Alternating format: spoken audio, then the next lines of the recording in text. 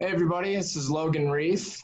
We are joined today with Dr. David Jolson over at Upstate Spine and Sport in South Carolina, and I will let Dave here introduce himself.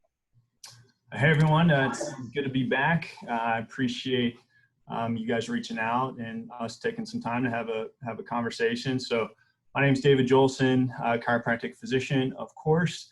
I graduated from National in August of 2017. We opened our practice in November of 2017. So we've been at it, I guess, a little 2.5 years or so. We're an integrated practice down here. What that means is we have massage therapy, great massage therapists. We have fascial stretch therapy, which is all based off of anatomy trains. And then we have an acupuncturist. She's very, very good. She's also my wife, so I'm probably a little biased there. But, our goal is, problem solve musculoskeletal conditions. On the acupuncture side, they might see, a little bit of everything. But our goal is to just, work with orthopedic docs, physicians in town to give patients, the best chance of a positive outcome. Great. I didn't know that you started your practice with your wife. So yeah, we did. Nice to me. Well, just to go off that intro a little bit, I read on your guys' website that your father was an orthopedic surgeon. Yes. I'm assuming that you had the big decision that I hear a lot from. I had it, and I'm sure other people that are in the chiropractic field had it too. That decision to go MD or chiro. So what kind of led you to go chiro? And we're also joined by Christine here. So. Hey, Christine. Hello. How are you? Good. How are you? Sorry, I was putting Athena down. I know how that goes. Yeah. Logan, to answer your question, which is a good one. So I was not like those who have like this interesting chiropractic story where, something happened early on and they were exposed. I was kind of from the other side. I mean, I didn't really hear much about chiropractic. I always kind of wanted to go the ortho route. I'll try to give the shortest explanation of this, but I played college basketball my junior year going into my senior year. I had like a little chondromalacia, like patella issue. And I talked to my dad, he talked to a partner, and I was in surgery within 2-3 weeks. And I did no conservative care. And at that time, like I didn't even think twice about it. And so I came out, I was not really any better. It was slow kind of my whole senior year. I hate to admit that. So hopefully none of my basketball buddies watch this, but was slow. And then kind of after that, I was just curious. I started to kind of read more and learn about the body. And I kind of started to think, I always felt a little unstable through my hips. And I realized that it was actually a hip issue. I have like slight retroversion in my hips, a little bit of torsion. So I'm completely blocked up in internal rotation. And Jake would let you know that. But so I started to work on some of those things. And more at that point, it was more just stability stuff. And my knee pain basically went away. And I was kind of mind blown. And I'll never forget being like a punk 20-year-old, 21-year-old calling my dad and asking him, how many surgeries he's done that was on the wrong thing, and yeah. And the way he answered that question, like I'll never forget it, because he was like, probably a few, and he's very open-minded, and he's always been what I would call a more conservative surgeon.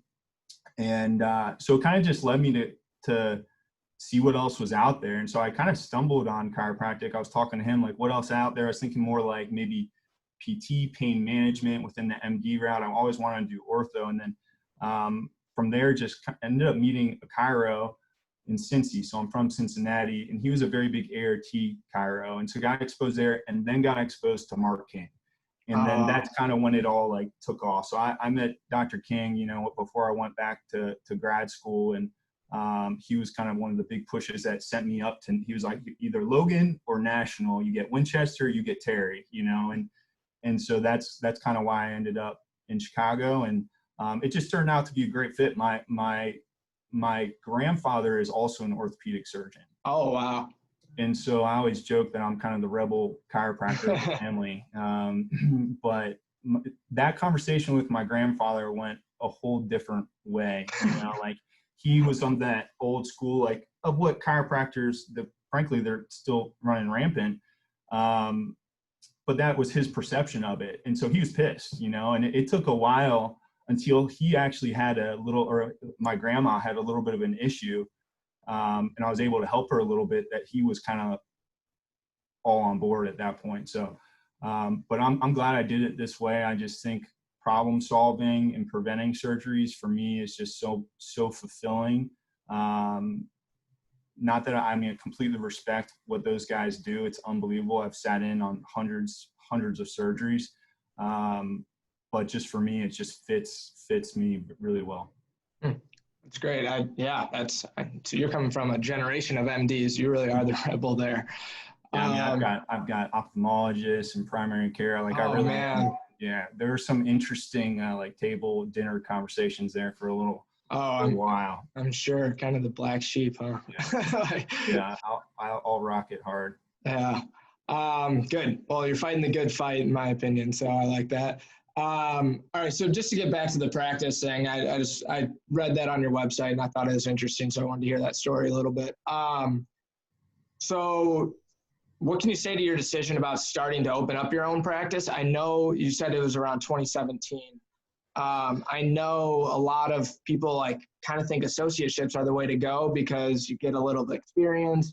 It's just not quite what it used to be like 10 to 15 years ago when a lot of docs were opening up their own practice. So what kind of led you to that decision? I think one thing that over PT or some of the other routes that attracted me to chiro was definitely knowing that if I wanted to open a private practice, it's possible with insurance and just with the whole system. I mean, one quote that I really liked was that the guy in Cincinnati, Dr. Rick Yost he said, you know, that the profession or my license just gives me a license to practice. And then I can use any tool I want, physical therapy, soft tissue, chiropractic to help patients. And so that really kind of resonated with me. So coming out, you know, there's two options for me. Until I met Fran, I was going to end up in Cincinnati, either with Dr. King more than likely, or with the ortho group. And it was probably going to be the ortho group. Sorry, give me 1 second. Yeah, you're good.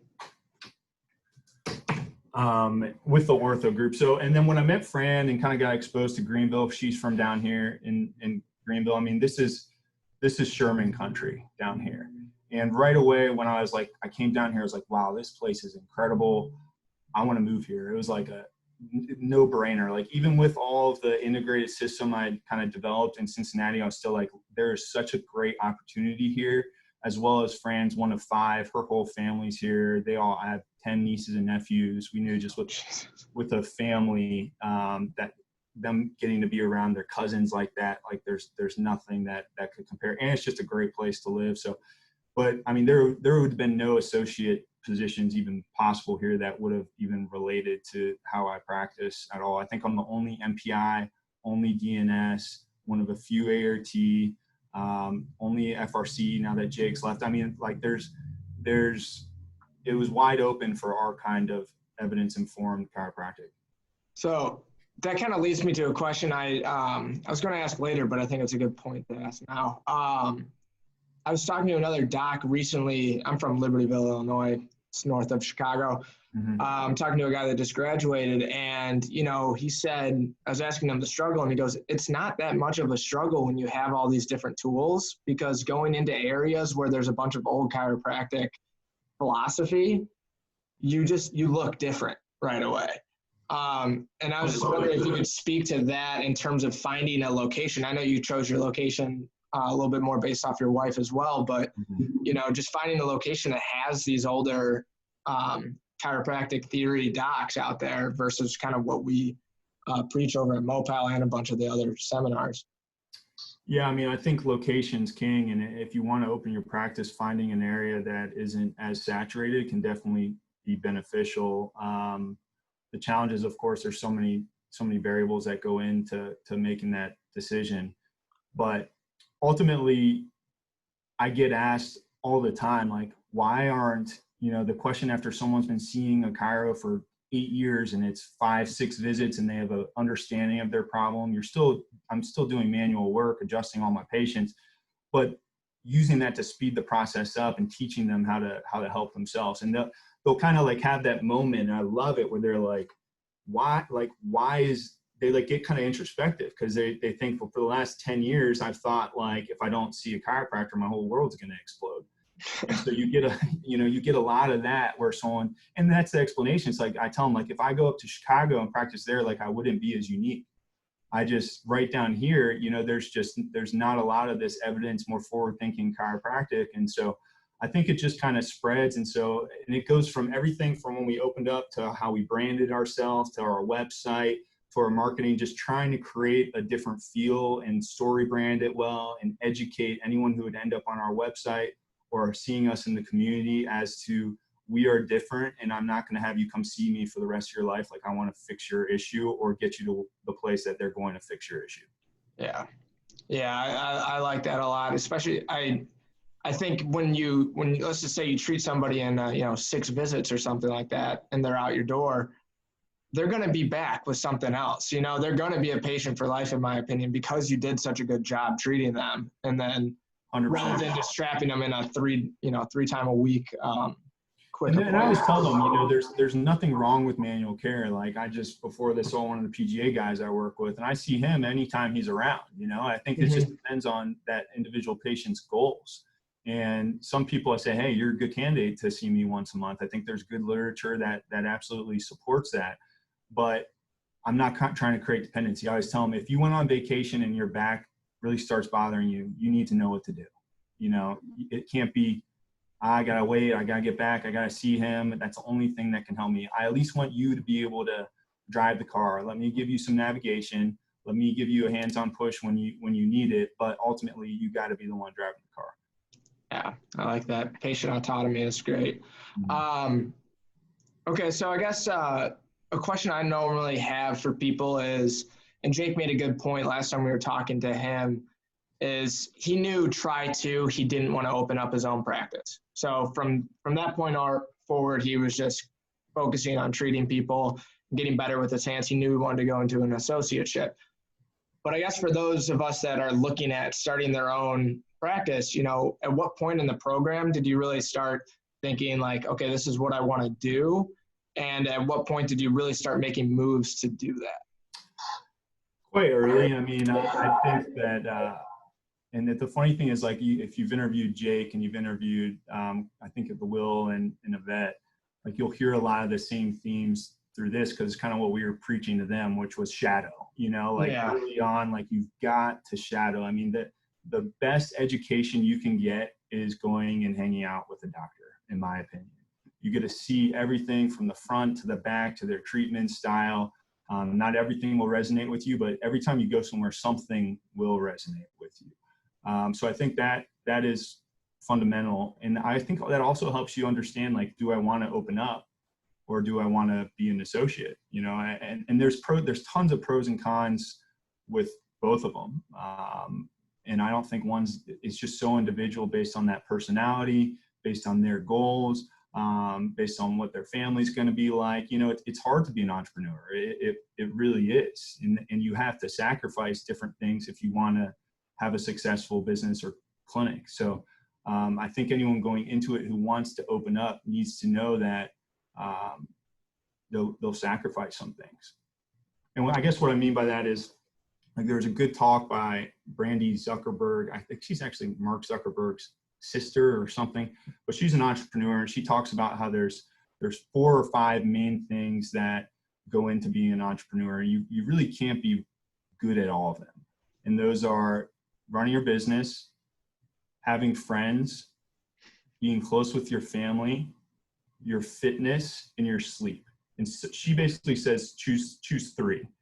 And which is kind of crazy, and when I remember I watched that maybe like 3rd or 4th try, and I was like, man, but it makes sense. So, like, for us, like, we let go of certain things. Like, I'm a pretty social guy. Like, I love having conversations and friends, but that is definitely one thing that kind of like slid to the side, for these last 3 years, which is okay, and my sleep, coupled with having a 2.5-year-old, I mean, that's kind of slid to the side. Right. So, but those other 3 things, my family, trying to stay active, as well as running an efficient clinic. I mean, I think just knowing that those are where my time and energy needs to be, and I'm going to let these other things go, that's kind of what happens. So, but if you're an associate, I think that you can still do all those other 4 things besides running a clinic and have a really fulfilling life. So it's just such an individual thing as to if you want to open or start your own practice or be an associate.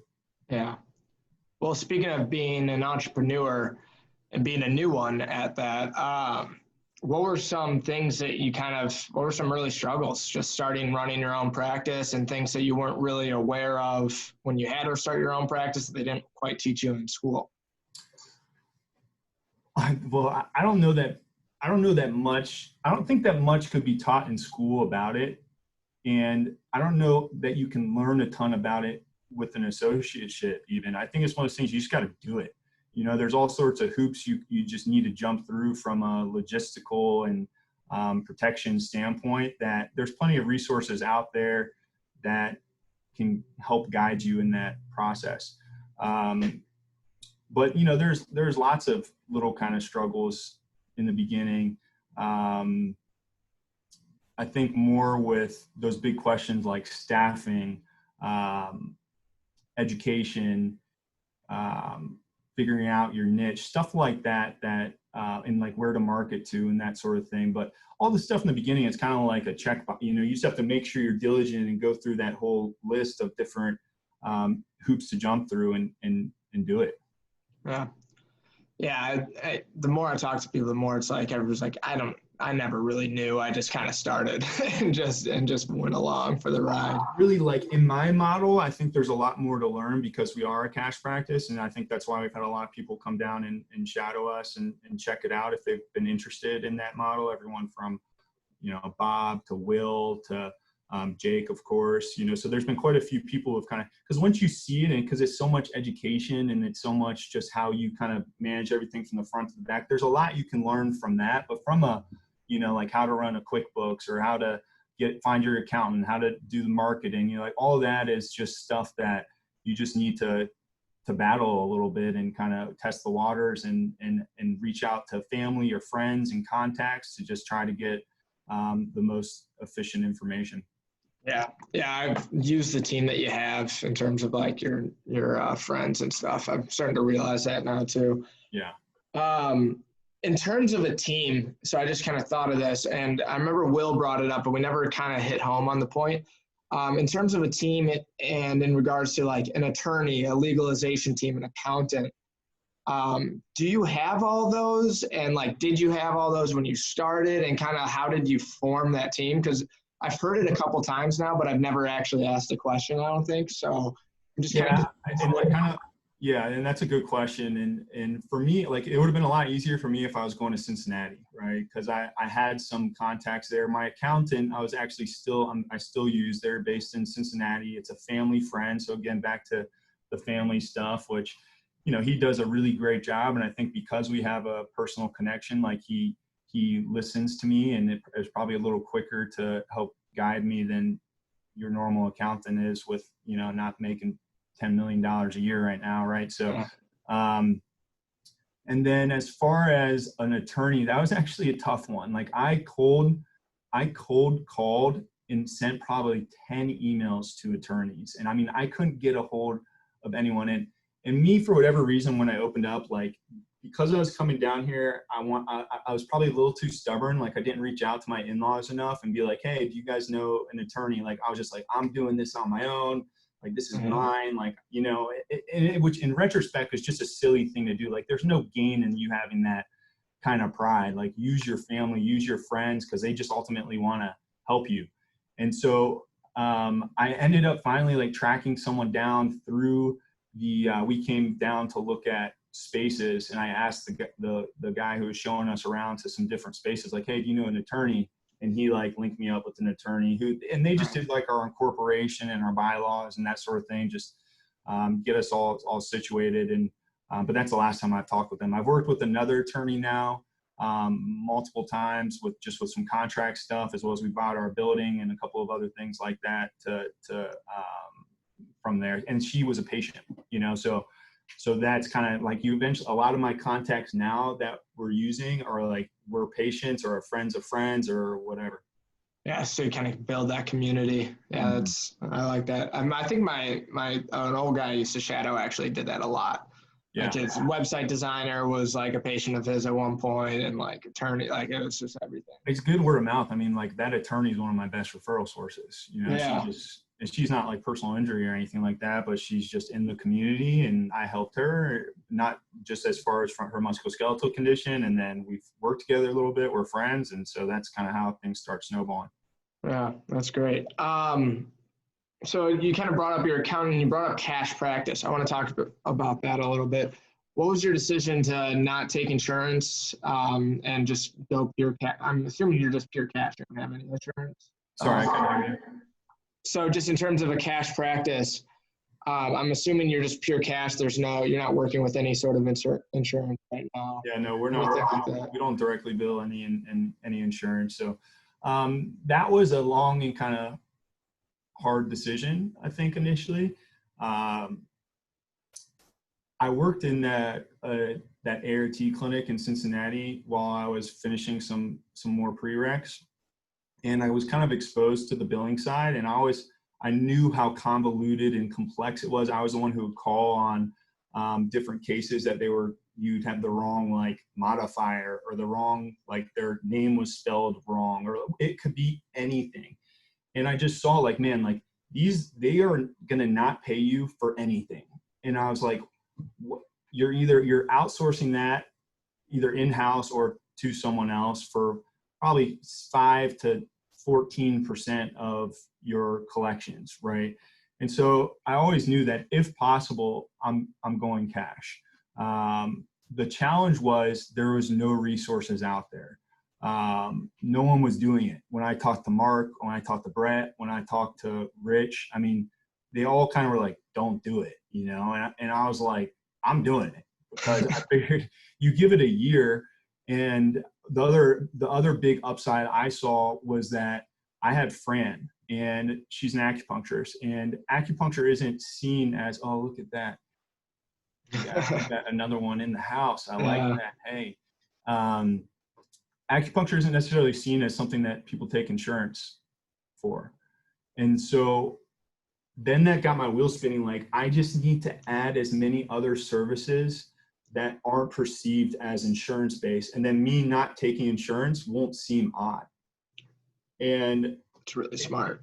It's worked quite well. And it's made my business model quite interesting, because I can very easily add other things that aren't perceived as insurance based, you know, like everything from more massage to the gym clinic hybrid to we could get into, with acupuncture, we could get even into like beauty and aesthetics. Like and not that we're going to do that, we have no plans to do that. But my point being is, like, anything that you could correlate or build off of, you in theory could.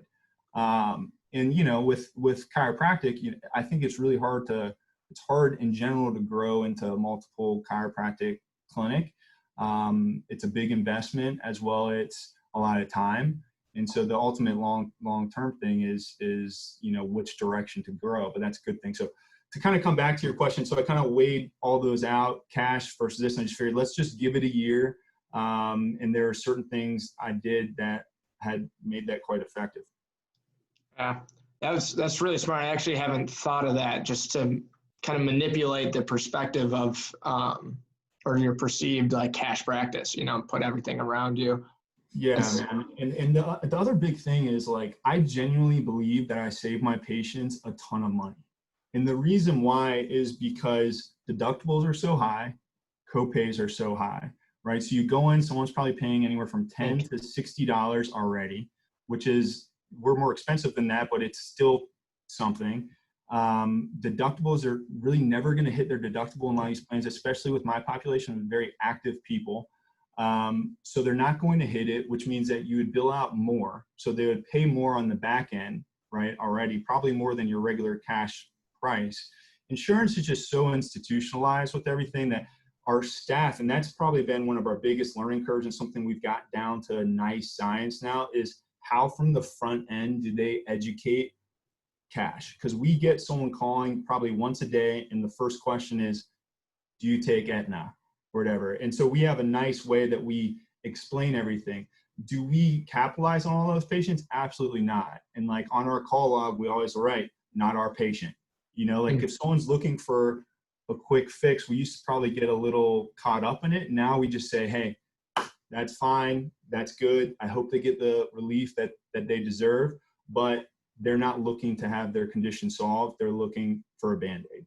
And so I think the other really beautiful thing about cash is it attracts a very nice patient population. Like people always tease me when they come and shadow, like they're like, you just saw like 15 like very active people, which gets them, they get better very quickly because they want to get better. Also, when someone pays you cash, like that's your value right there, and they're working hard to get better, so they don't have to continue paying you for the rest of your life. So it's a tough business model in some ways. I'm very reliant on new patients, but because I don't have basically the marketing of an insurance company. It's basically what an insurance company is.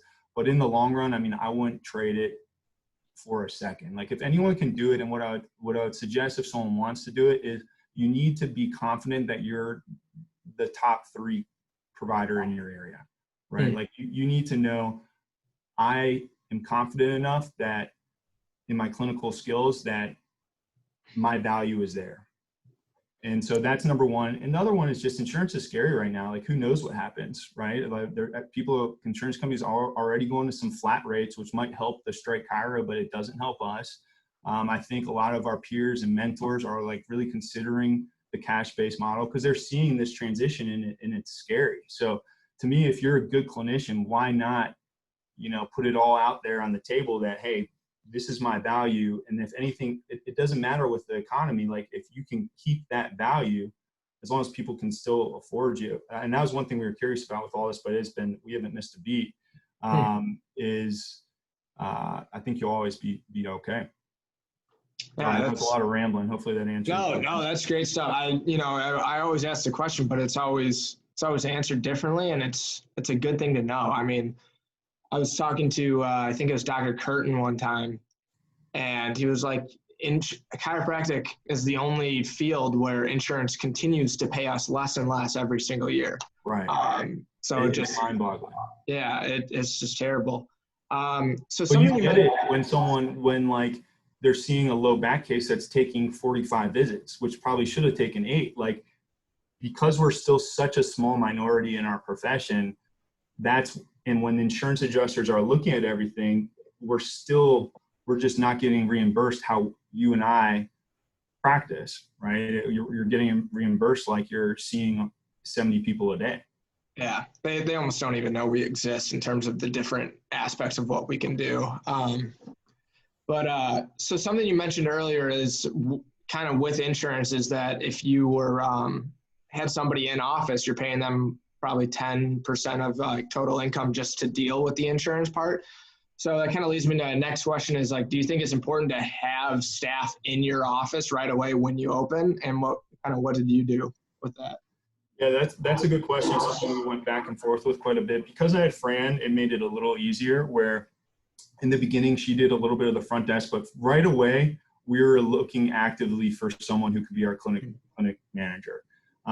We had a couple of hires early on that we learned from them. They weren't the best decisions, and also we weren't compensating them enough, in my opinion. Now we have like an incredibly top-notch clinic manager. She's salaried, like she deserves every penny. She's taken so much load off of me, and like I have so much trust and faith in her. But I think depending on your market and what you're going after, yes. Like for us, it was always, I wanted someone there, even if I'm paying them $13 an hour, just so that there's a face, so I don't have to do anything. But that was kind of my decision. I know some of the other guys who've gone cash have looked at it a little differently to keep overhead a little lower, but we always knew we'd have multiple providers and it was something we were going to incorporate. It's just a matter when. So the billing side, I couldn't touch on as much. I think a lot of people early on outsource it. I know that's what some of my buddies do who take insurance, and don't quote me on the 10%. I know it can range. There's probably someone out there doing 5 or 6 or something. I have no clue. But you're still outsourcing all that stuff. The other thing is you don't get paid for a while. Like we get paid right away. Like I get a email of our collections for the day, and it's always nice numbers, so I'm not waiting on stuff, which I think is helpful. So But yeah, in my opinion, yes, you want help unless you are a team of two and you can already kind of use each other to do a little bit of everything. I like that. That's a good point on the getting paid later with the insurance, because the doc that I used to work for, he used to have to like track down people to like pay them, and like a couple people like moved out of the area and like didn't pay him back, and you know, a couple visits isn't too much, but when the couple visits with a couple more patients adds up, I mean.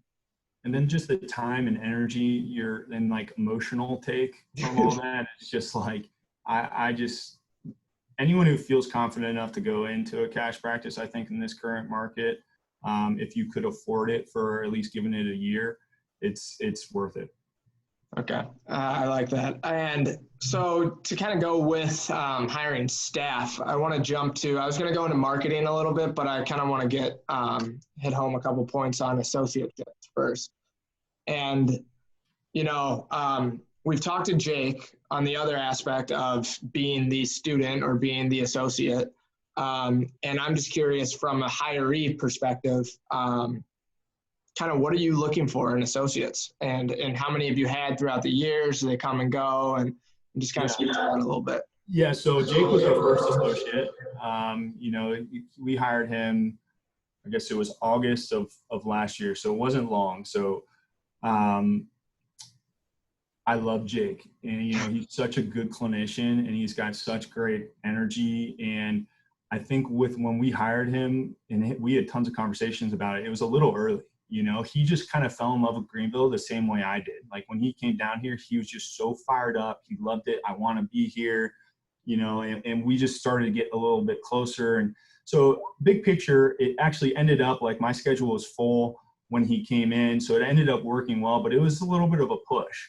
And so, you know, I think that in the long term, like hiring associates it's a risk for employers, you know, because, you know, Jake left and I'm glad he's with his family. Like there's nothing more important to me than that, you know, but it's not that we lost on that deal. We didn't lose money necessarily on Jake, but it's all the time and energy and everything I put into it, which is challenging. Right. So you have to, I think, as a young student, kind of put yourself in the shoes of that doctor, right? They're taking a big leap on you. And I think that's just something some students come out a little too, with a little too much gumption, you know, that they deserve X, Y, and Z. They've taken all these seminars, et cetera. But until you have worked with patients, I mean, you can take all the seminars you want in the world and it doesn't really matter. I mean, it's all about communication. That's 99% of what we do is communicating with patients. So sorry, I'm kind of rambling on this one. It's a tough one. No, yeah, I like to hear it just because, you know, I'm sure every doc has different opinions on associates, but I think, to be honest, like I'm the wrong person to ask right now. Like it's still a little fresh. Like we miss him, and the challenging part was like with everything that happened with his dad, like the timing was just so poor. So Jake, like when he told us, it was like pretty emotional thing. And I asked him, I said, this wasn't then, but later on, I said, if your dad wasn't, if COVID didn't hit and this happened to your dad, do you think you'd still be here? Because his schedule was like ripe to blow up. Like he was going into our 3 busiest months. He was his numbers were so good being 6 months in. I mean, he was doing really well, that if he was seeing 70, 80 people a week, I think that decision would have been much more challenging for him. And so he didn't know the answer to that question. It really doesn't matter why, but I've learned a lot from that. And I think that we will be we're still kind of actively looking just because my schedule is so full right now, but I'm not in a rush, you know, like I'd rather have people and with pain in particular, I mean, people don't want to wait much longer than a week and a half, 2 weeks. You know, when you're pushed out a week, it's hard to get in even till the later of the week. Sometimes, you know, it's tough. Like in theory, I want someone to be able to call and be able to get in that day or the next day. And so, but we're actively looking for an associate. It's just finding the right fit. And there's certain things that I would look for that might be a little different than what we were doing with Jake. Okay. Yeah, I don't mean to put salt in the wound of No, Jake. no, Yeah. it's all good. Like him and the beautiful thing is, like, I'm just proud of him for opening his own practice, like taking that leap. Like it takes a lot to kind of jump off the cliff like that, and he'll do great. Like, he'll do really well. And I don't know if you mentioned it, but he probably learned a lot, because I was always pretty open about what we were doing here and just educating him. And he saw kind of from the front to the back how I marketed a little bit. And more importantly, like, just how you communicate this system, which is a big part of it. Yeah. Yeah. No, those are going to be a couple of my questions that, in a little bit, just to see, like, from the doctor's perspective, how is it, training an associate, not just in treating patients, but just in the different business aspects. But before we get into that, I mentioned this earlier to you, I wanted to talk a little bit about contract negotiations. And from your side, what would I expect? I'm coming out in April. So what would I expect in terms of what is negotiable with a contract, what isn't, and kind of what types of contracts are even available out there? There's lots of different structures to it. You have anything from a flat percentage, right, which could range probably between 30 and 50% as far as just pure percentage right away. There's a flat salary that you could just have a flat salary for the year, with maybe minor incentives to, if you hit X bonus, you get a little bit of a bump.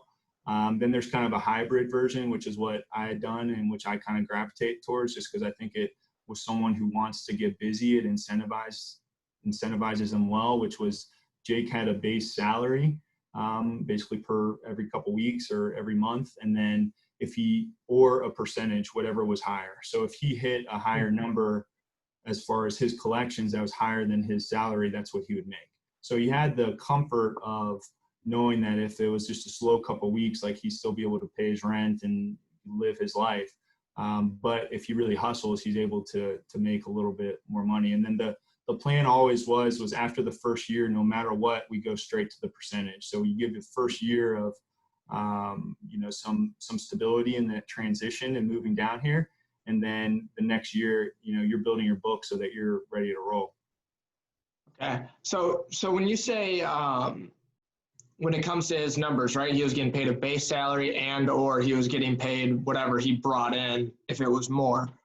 When you say, like, whatever he brought in, are you referring to what he brought into the business for that one patient, or was there a certain percentage with a given patient that he would make, or what? How does that work? So it just based on collections. So if let's say he makes $1,000 a week, right, as his base salary. If he collects, he has a great week and we're really busy, and he collects $4,000 in that week. Then if his percentage is, say, 40%, if 40% of 4,000 is more than $1,000, then he would make that percentage. Got it. Does that make sense? Yeah. So I think it's pretty beneficial for both parties, really, just because if he's working hard and he's collecting more, if I'm that busy that he's getting everything. And frankly, like, we pretty much just fed him all of our new patients until we ironed out, like, which ones he was having trouble with, or which ones I was having more success with, and vice versa. And then our front staff kind of, like, made an educated decision as to who to put someone on the schedule. But as soon as my schedule was busy, we gave them everything that we could. Nice. And that was my next question, is how do you guys deal with new patients with associates? Because I've heard some horror stories, of associates going into practice, and this one woman I was just talking to, she said she was excited about her associateship, liked the doctor, got in there, and the doctor did nothing, didn't hand her any new patients. She had to bring in all of her own new patients. However, she was on, like, a base salary. She treated her like an independent contractor, essentially, while she was still an associate, which just made no sense to me. Yeah, that's not right. It's not. And I was just, I guess with my always question is, like, with new patients, you guys eventually kind of ironed out which ones to do, probably based off of demographic and maybe treatment or however you guys did it. But yeah, that's always a big scare for me, is, like, am I going to go in and is this doctor going to take all of my patients, or is he going to give me a couple of them, and it's just good to hear? I mean, I think the only reason a doctor it should bring on someone else is if they're that busy, right? So at that point, you know, I still, because of our model, we're still reliant on new patients. So it's not like I could give him every single one of them. But I mean, the bias was, of course, to him. And frankly, we would get a lot of people that say, I'm like, this week, I don't have anything till Friday, right? So if anyone calls Monday, Tuesday, Wednesday, like we're going to give them the first, hey, if you want to get in today, we actually have this, you know, so you get people in right away, right? You're able to help them, especially if they're acute. And if they request me, so that's pretty much the only caveat. Like I would have a lot of people who would request me, especially like ortho referrals, primary referrals, word of mouth referrals, that sort of thing. And so then they would go on my schedule, but any other time, basically they would go on his schedule, and our staff would like lightly, like not tally them, but kind of have a loose idea as to which schedule they should go on just based on how many each person has been seeing. So, I mean, he was seeing a ton of new patients. And what about treatment? I know Jake clinically was pretty solid. I'm guessing I have confidence in him. But you know, as a new associate, one thing I always am struggling with is my own confidence. I haven't seen enough patients. I haven't done this. I'm sure other people are in my same boat. And as a doc that's hiring the associate, how do you help? Like, let's say I come to you and I ask a question, you know, hey, this guy's got neck pain. I don't know what to do. Like, I've tried this, and this. Yeah. So Jake was one of those rare ones where we would bounce ideas off of each other, but that was the one gift from him. Is I think with most associates, there's a lot of clinical training. With him, I mean, it was very minimal. I mean, the thing is, the guy he shadowed me multiple times, came down here a bunch. He shadowed Tom, which him and I both shadowed Lotus. I mean, I spent so much time with Lotus at school that just on his hazing of us, I mean, we had such good common ground there as far as our assessment and how we think through big picture. And then we were each using different tools. Like I'm a TPI, on base U, racket fit, you know, so like I'll dive into some of that stuff, you know, but MDT was kind of the front and center. And then he got me into more FRC, FRA type stuff. So we started integrating that a little bit more. And then of course, like I'm just an MPI guy, just, you know, palpate, adjust, and then always just reinforce with our patients that, you know, we're trying to give you that one specific exercise, right? MDT principle. So sniper exercise, movement pill, you know, the ability to treat yourself, but then we're going to use hands-on care to just speed that process up, and help you, you know, get back to what you love. So we both kind of took that approach, and I think it usually resonates very well, especially with active people. Yeah, definitely. So that I'm trying to think if I want to go into the marketing aspect right now, but part of me wants to go into kind of your treatment process, just because I don't think we've had that enough with. Yeah, I mean, like big picture. Well, what kind of questions do you have?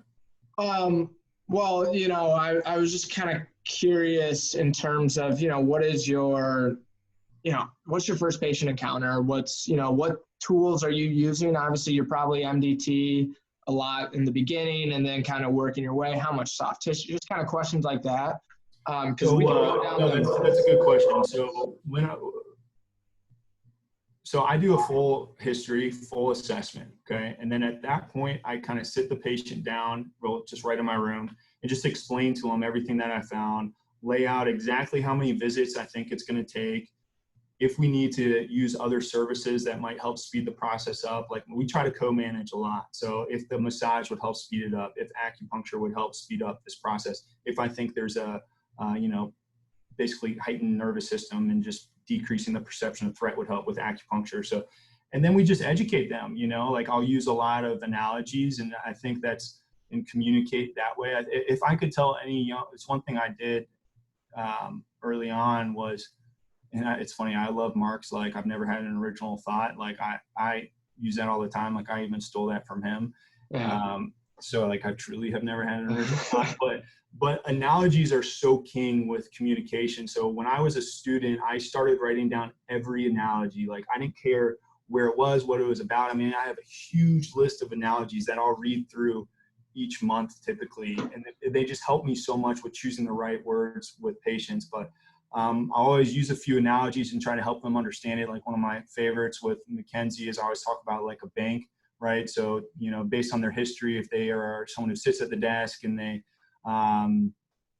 drive a lot with work and, you know, it's a posterior derangement, flexion issue, completely obstructed into extension. I'll explain to them that, you know, they love to do a bunch of yard work, that you doing yard work and you sitting and driving the car is like taking money out of the bank. You know, you doing X exercises like putting like an extension line, let's say, is like putting money back into the bank, right? If you don't go in debt, you're not going to have as much pain, right? And then so it will run with that, and I'm like, literally the patient will come in and be like, hey, like I was started going debt, I hammered some reps out, like I think I'm good, you know, and then like people just start to relate and understand that. So then I'm like, all right, now we're going to give it a little push, you know, like here's a little deposit, you know, and we kind of run with that in our patient education. I like that. I'm a big analogy guy too. I think if you don't have those analogies, your patient, if you start talking biomechanics, like most of your patients are just, I do it to people that are even interested, and sometimes they're not.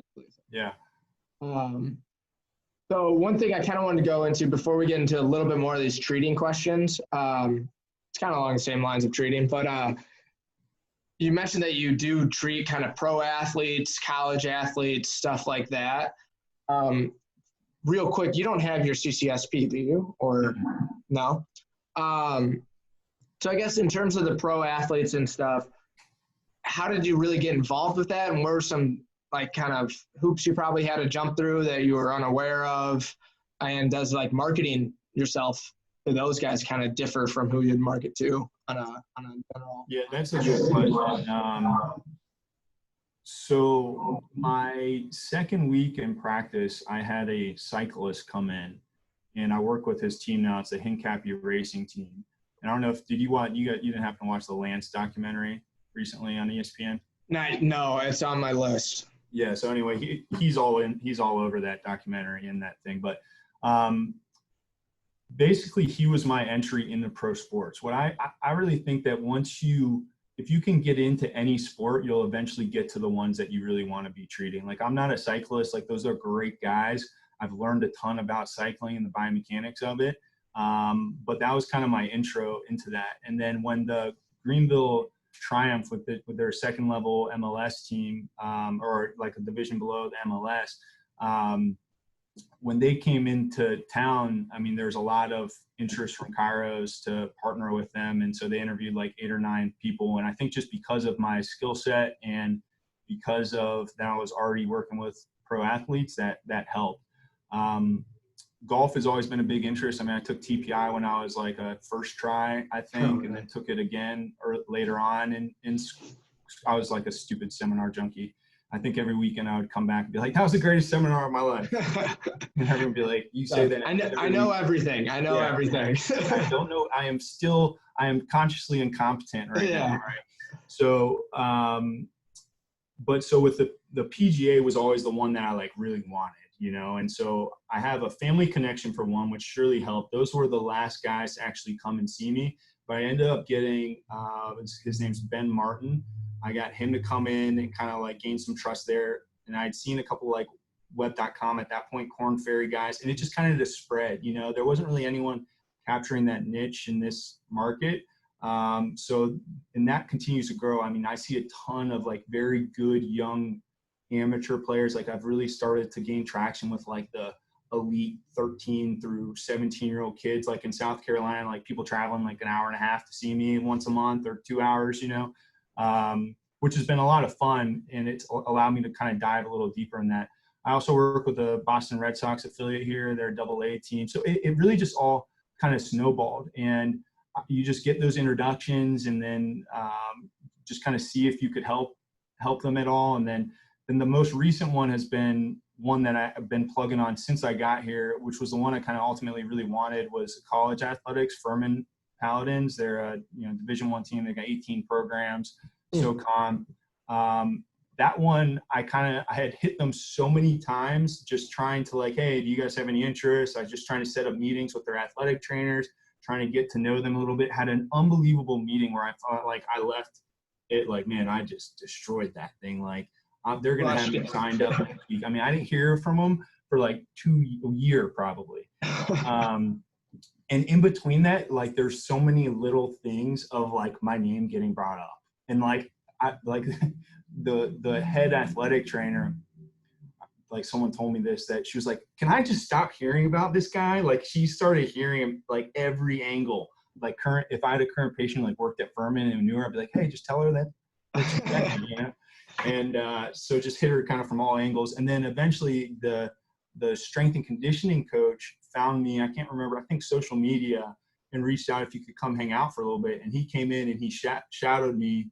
He introduced me to the head basketball coach. And then the head basketball coach and I actually were pretty good friends now, but him and I got along really well. I played basketball in college, you know, like it was just my language. I was like, I'm home, you know what I mean? Like, wow. It was my wheelhouse. And he basically gave the push. He was like, we need him, you know? And then at that point they're like, boom, you're in. And so I'll work with the whole athletic department, which has been really cool. Just being a former college athlete, I love working with that kind of level kid, because there's still a lot about their biomechanics that they don't know, that if they can learn it can make a big difference. And so that's been a kind of cool world to be in.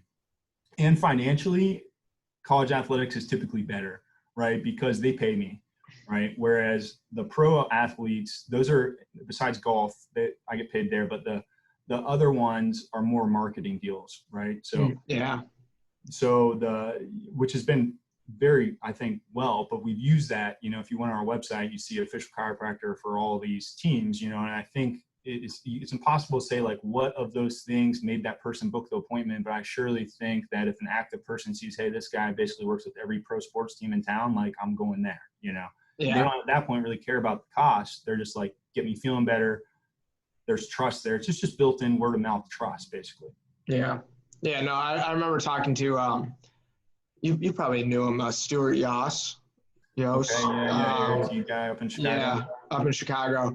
And he said, you know, he just had to do a lot of things pro bono at first and just kind of work his way into the teams and really just kind of sacrifice payment for marketing and then eventually get in there.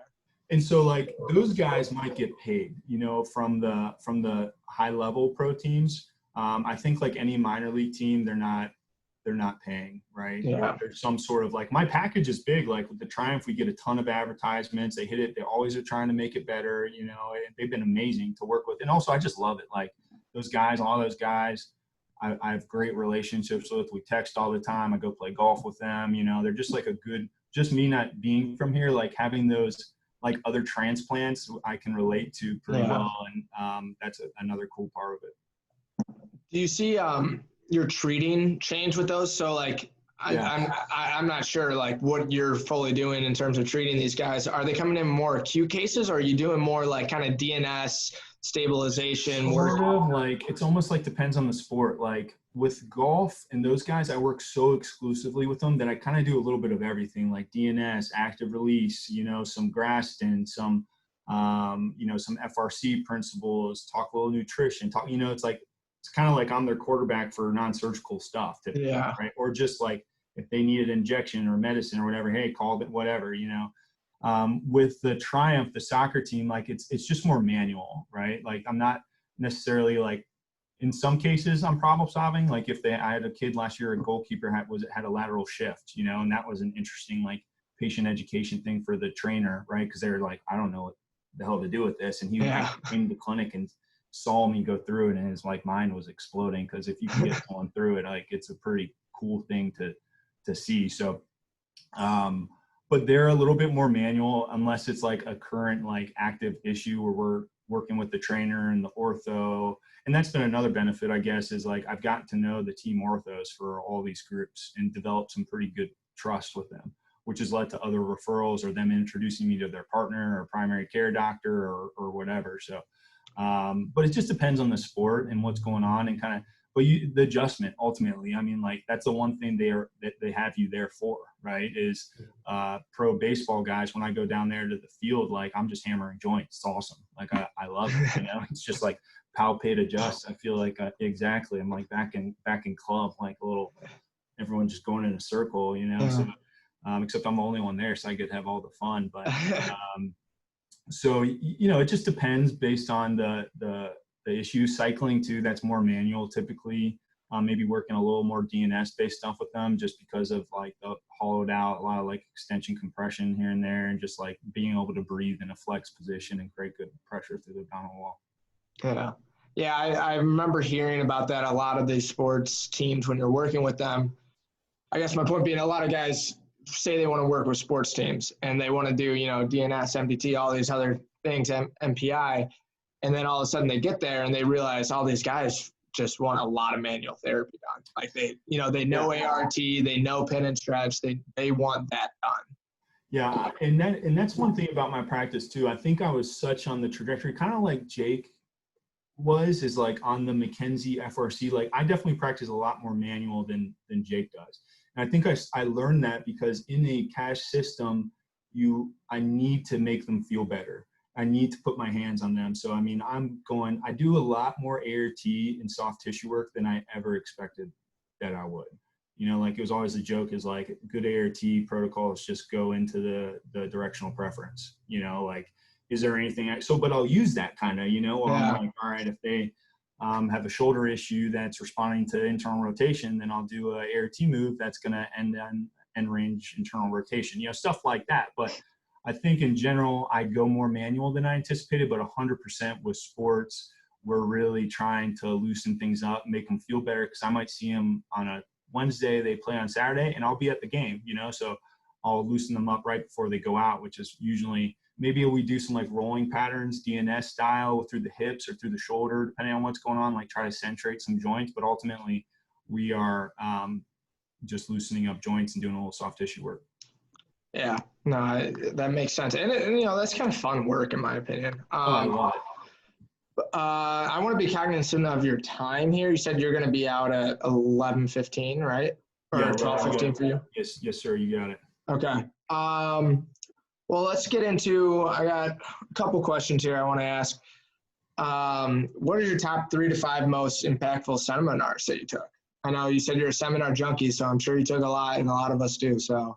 Yeah, that's it's kind of a tough one. Like when we were talking a little bit about this earlier, I'm kind of going to group them, right? Like anything MPI, that's number one. Like if you can't manually be a chiropractor, like I just think you're in trouble, right? No matter how you practice, maybe if you practice at IMC or something, and you're just doing MDT all day, which is great. But I think the general pop, like you just need to be good with your hands. So I'm just like you guys, I don't even know how many MPI seminars I took, like entirely too many, right? Where I felt like at the end, I probably could have like taught one, I'd heard Corey Campbell go through it, spiel so often, I could probably rattle it all off. But so MPI is kind of the foundation. And then I'm gonna kind of, the second one I would say would be like Lotus, the seminar of Lotus, of Tom Lotus, and MDT. I feel like I learned more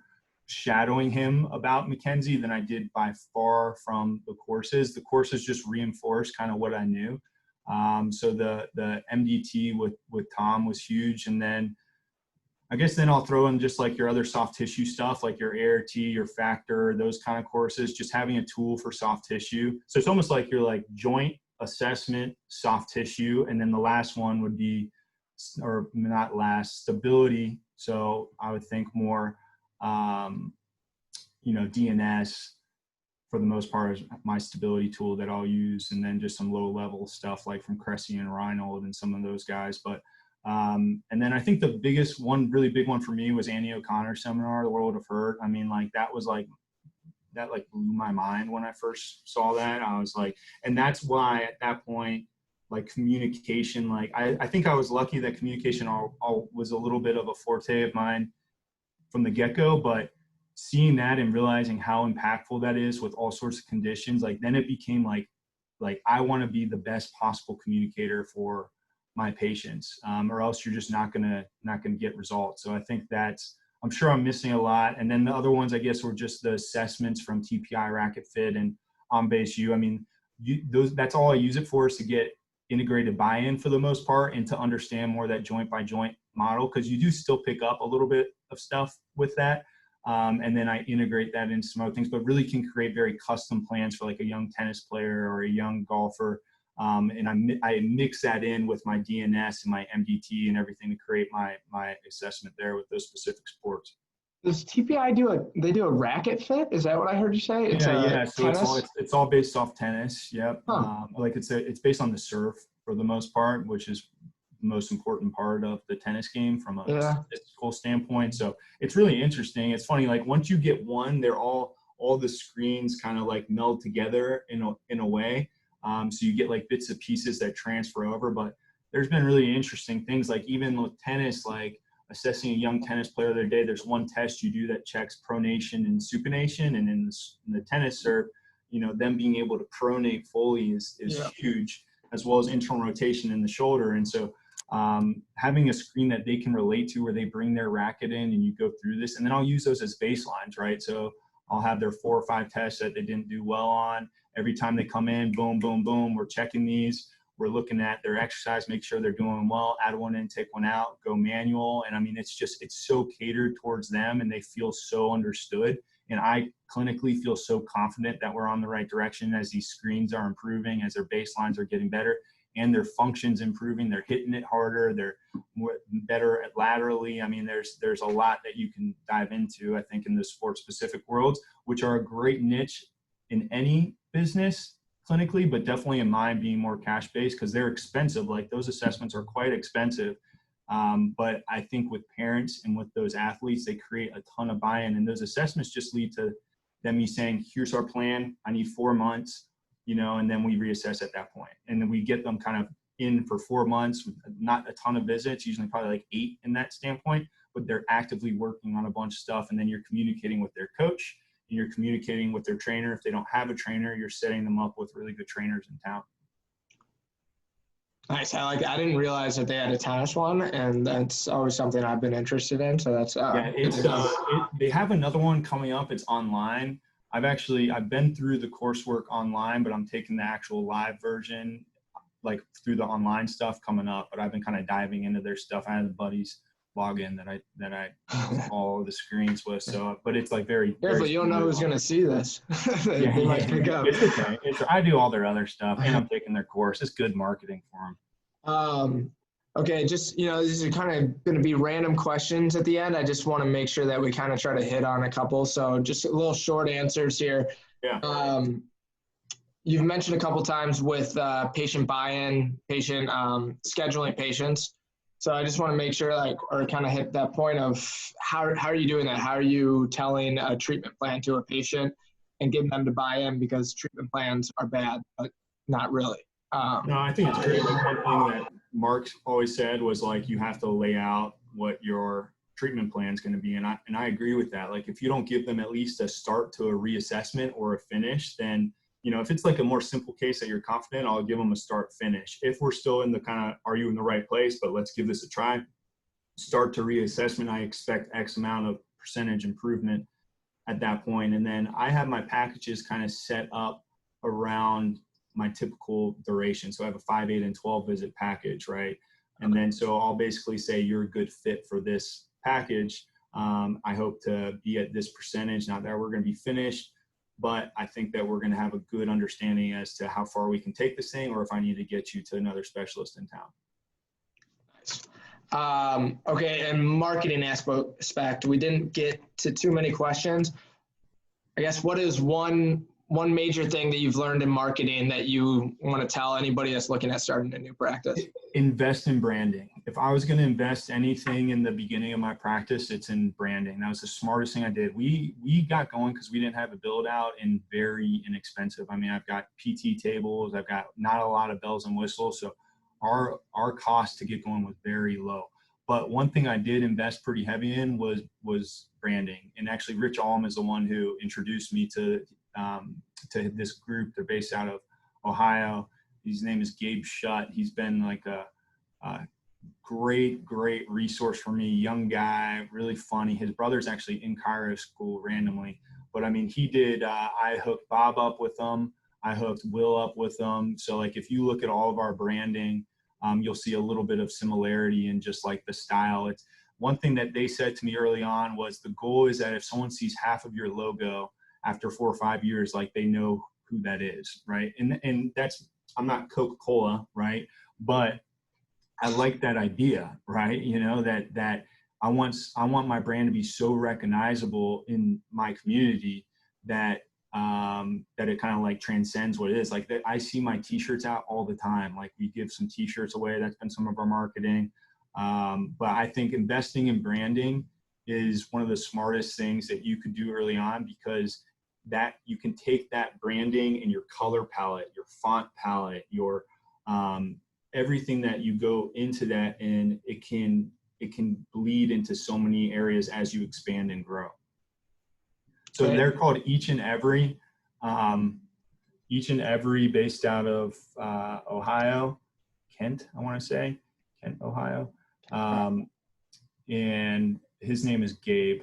I can send you a message if you want to include it in the notes, but he's just a good guy, and he just gets it. Yeah, that sounds great. I think branding's awesome, and I have noticed that you and Will have like a lot of similarities, and I've always kind of been attracted to both. Yeah, and like his website, like he used our guy. Like I hooked him up with a bunch of stuff, so like he used my guy for our website, and so there's definitely a lot of parallels there. Yeah. And there's been like a them and then Bob Motion Chirotherapy. So it's been good. Okay. Well, we got about time for probably one more question. Fortunately, we can do this a little bit longer. I think there was a couple other things I wanted to get into. Pretty random question here. It has nothing to do with running a business. I just want to hear your thoughts. One of my favorite questions is that if there's any mystery about the body that you could just have the answer to, what would it be and why? How to build cartilage. Yeah, I think that there's a lot of issues, especially peripheral joint based, and that's a big mystery still in orthopedics, is how to build back cartilage. So like your chondromalacia patella, your hip issues, your shoulder labrum issues. You know, I think whoever figures that out is going to be very wealthy, right? It's still a challenge, and I think from an orthopedic standpoint, I think they're challenging cases, like those chondromalacia kind of cases, just because it's usually a functional issue in that, like, it might be a hip or an ankle or something that's causing the problem. But if they have the breakdown cartilage, like, and they have a spot in there, you know, rubbing, I hate the term, Annie will get mad, the bone on bone, but bad words. But I mean, words matter. Those are bad words. Yeah, words are weapons. So, but at the same time, like, I think if there was a procedure, you could get a substance that would act like cartilage and then fix their function, there would be a lot more positive outcomes out of that. So I think that's a big one. Awesome. Love that. I love that question just because we're all so interested in the body. It's nice to see what everybody's always says. All right. Well, that's going to wrap up today. So I want to thank you, Dr. Dave Jolson, for coming in. It was fun. Yeah. Maybe we can do this again, or I'm going to put on the show notes kind of your information just in case anybody wants to reach out for any case. Yeah, and I mean, anyone's always welcome if they want to make the trip. Any like MPI folk to come and check out our clinic and shadow that, you know, Greenville's a great spot. So happy to have anyone. Awesome. Well, thanks for coming out. Yeah, thank you. Your baby looks beautiful. Thank you for the invite. Thank you.